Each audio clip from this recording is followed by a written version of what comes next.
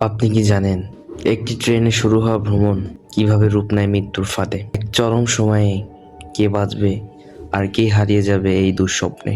যখন পুরো দেশ জম্বিতে ভরে যায় তখন একটি ট্রেন বেঁচে থাকার শেষ ভরসা। কিন্তু প্রশ্ন হল, এই ট্রেন কি গন্তব্যে পৌঁছাবে? হ্যাঁ বন্ধুরা, আজ আমরা এক্সপ্লেন করব 2016 সালের মুক্তি পাওয়া ট্রেন টু বুসানের গল্পটি। তো বন্ধুরা, আপনারা দেখছেন হৃদয় সিনেমা আর আমি হৃদয় আছি আপনাদের সঙ্গে। তো বন্ধুরা, চলুন বেশি কথা না বলে শুরু করা যাক আমাদের আজকের মুভি এক্সপ্লেনেশন। মুভিটি শুরু হয় একটি গ্রামীণ এলাকায়, যেখানে একটি রাস্তা বন্ধ করে স্যানিটাইজেশনের কাজ করছে। রাস্তার পাশে একটি সাইনবোর্ডে দেখা যায়, যেখানে লেখা আছে বায়োটেক কোম্পানির গ্যাস লিকেজ হওয়ার সতর্কবার্তা। একজন ট্রাক চালক তার ট্রাক নিয়ে যাওয়ার সময় এদের কাছে বিরক্তি প্রকাশ করে। স্যানিটাইজেশনের কর্মকার্য তাকে কিছুক্ষণের জন্য থামায়। যখন তাকে জানানো হয় যে সামান্য একটি গ্যাস লিকেজ হয়েছে, সে বিষয়টি তেমন গুরুত্ব না দিয়ে সেখান থেকে চলে যায়। তবে কিছুক্ষণ যাওয়ার পর ট্রাকের নিচে একটি হরিণ চাপা পড়ে। চালক নেমে দেখে হরিণটি মৃত। সে গাড়ির ক্ষতি হয়েছে কিনা এটা দেখে দ্রুতই স্থান ত্যাগ করে চলে যায়।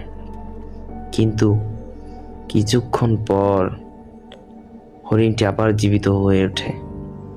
তার চোখ সাদা হয়ে যায় এবং অস্বাভাবিক আচরণ করতে শুরু করে। এটি আসন্ন একটি বিপদের ইঙ্গিত। এরপর আমরা দেখতে পাই গল্পটি সিউল শহরের দিকে স্থানান্তরিত হয়। আমরা সুকিউকে দেখি, যিনি একজন ব্যস্ত কর্পোরেটর কর্মী। তার জীবন পুরোপুরি তার কাজকেই কেন্দ্র করে আবর্তিত। তিনি এতটাই ব্যস্ত যে তার মেয়ের সুয়ানের জন্মদিন ভুলে গিয়েছিল। ঠিক তখনই মনে পড়ল তার মেয়ের জন্মদিন এর কথা। এরপর সে মুহূর্তেই একটি গিফট কিনে নেয় এবং সুয়ানের জন্য সেটি বাড়িতে নিয়ে আসে।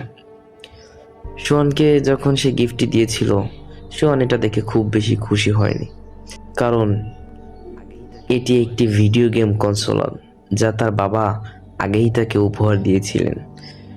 সুয়ান এটা দেখে খুবই মন খারাপ করে এবং তার বাবাকে বলে সে তার মায়ের সঙ্গে বুসানে দেখা করতে যেতে চায়।